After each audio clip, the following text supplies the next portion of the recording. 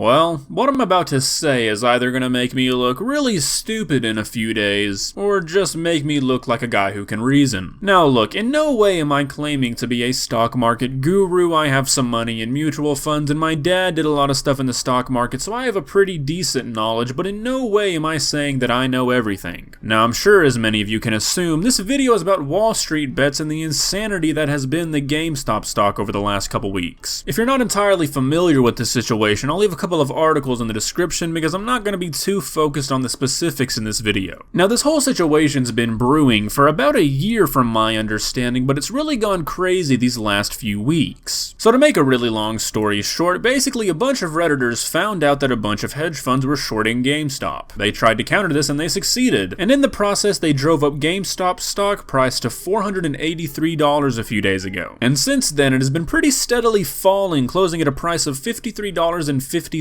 at the time of me making this video. Now like I said, I'm not here to say that it's going to go up or it's going to go down. Stocks are volatile, especially with a stock being traded like GameStop is. By the end of this week it could be worth $10,000 or $10, there's no way to know. What I'm here to talk about is the extreme denial and the pure lack of reason that is present on the WallStreetBets subreddit right now. Now look, I am fully aware that WallStreetBets is full of memes and half of it is just a joke, but there are some seriously cringeworthy posts of people desperately trying to convince themselves that there is nowhere left for GameStop to go but up. And if they're not trying to convince themselves and everybody else that GameStop is going to the moon, well, usually they're trying to convince themselves that they're perfectly fine with losing millions and millions of dollars, that it didn't even mean anything to them. Now, while they are seriously cringeworthy, they're also seriously entertaining, so as you might have imagined, I have compiled some of my personal favorites to share with you. Now, this first guy is kind of the culmination of everything I'm talking about. Now, keep in mind, I am no stock market aficionado, but from my general understanding, I feel as if the point of investing in the stock market is usually to make profit. So this guy took out a second mortgage on his house and YOLO'd it into GameStop. And in the process, he turned $35,000 into $5 million.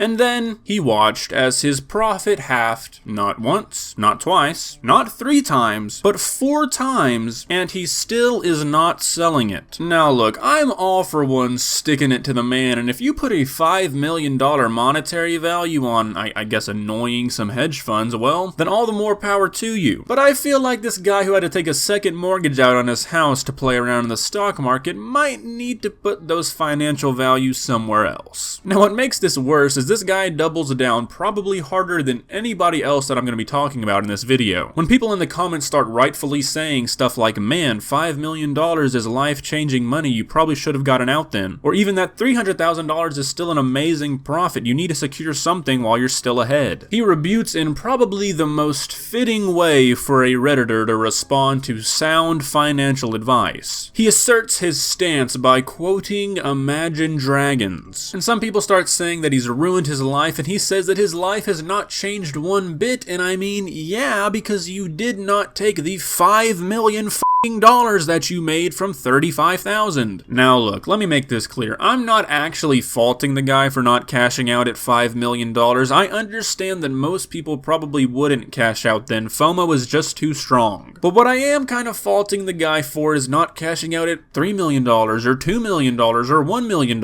At some point you just have to say, okay, I'm going to take this profit while I still can, and I'm not going to ride this to the ground. I mean, once you're up 1,000%, it's probably time to take the money. And like all of the downvoted most controversial comments are the reasonable comments. And it's sad because you know the people downvoting them are people that are in similar situations to the poster. They're trying to come to terms with the fact that they let something really good for themselves slip away. Now this next one I really hope is satire, but I don't think it is. So this guy thought it would be a good idea to take out a loan to buy more GameStop stock. Now just a bit of advice from somebody with some wrinkles in their brain, don't gamble with money that's not yours. I feel like that should probably go without saying, but as this guy shows, well, you never know. Now in this comment section, we see a similar story to the last one. You have the occasional average Redditor having an orgasm over Elon Musk, but the other people being downvoted are people telling this guy not to take out loans to throw money at GameStop. I can't believe I'm actually about to use this word, but we can really see the whole hive mind effect in action here. In any other subreddit, somebody would be berated for going to a loan shark to throw money at roulette, and that's essentially what's happening here, and he has thousands of people supporting him, all in the hopes that they'll get other people's confidence up enough to go buy GameStop so they can make a little bit of their own money back. So this next guy really highlights another point that I wanted to touch on. So in this post he says that he took out years of saving and threw it into GameStop, and it got up to about $500,000, and now it's sitting at about $50,000. He says that he'd rather see his years of saving burn to the ground than sell now at $50,000. Now what I don't understand is how people don't see, or maybe they do and they're just too stubborn to acknowledge it, is that you can turn $50,000 back into $500,000. What you can't do, however, is turn $0 back into $500,000. Now this next little section I'm going to be grouping a lot of posts together because this is probably the most common type of post I see. What I'm talking about is the post asking who's still holding. There's probably a new one of these every 10 minutes. I think the mods actually had to limit them because there were so many of them being posted. Now these posts are especially sad because I have to assume that the people participating in them don't really know what they're doing. Because if you actually did your due diligence and did your own research about the stock, then you wouldn't really need constant reassurance that other people are in the same situation as you. And it is very obvious that that's what these posts are for. It's likely a bunch of people who didn't know what they were doing, heard about all the hype, and got into GameStop at an average price of $350. Now they're down 80% on their investment and they don't know why this is happening. So they go back to the site that got them into it, and as long as they see ape strong together and rocket emojis, well, they feel better about themselves. Now just to kind of sum up this video, because I've been half joking, half serious this entire time, do I think you're stupid if you're holding GameStop stock right now? No, not really. Now, do I think you're stupid if you bought GameStop after it jumped 400%? Well, that's a different answer. But if you're holding GameStop and you bought it pretty low, well, I don't see a whole lot wrong with that. Hell, even if you did buy it at $400, if you're okay with that, that's your money. I don't care. That's not what I'm really talking about. What I'm really talking about is that if you are holding GameStop and you are constantly on Reddit looking for reassurance, looking for people to pat you on the back that are in the same situation as you, telling you what you're doing is good, then you've probably made a mistake. What I really think that you need to hear, instead of people telling you it's gonna go to the moon and that you're gonna be the next millionaire, is that if you are not okay with this stock going to 75 cents, then you need to sell it right now. No matter how many rocket emojis you see, no matter how many people tell you that they're still holding, there is no way to know what is gonna happen to this stock. If people could know, well then we'd all be trillionaires. The very harsh reality is that you could lose your entire investment in a single day, or you could be a millionaire in a week. But I have seen too many people that I think have genuinely convinced themselves that GameStop has to go back up. If you're one of those people, well,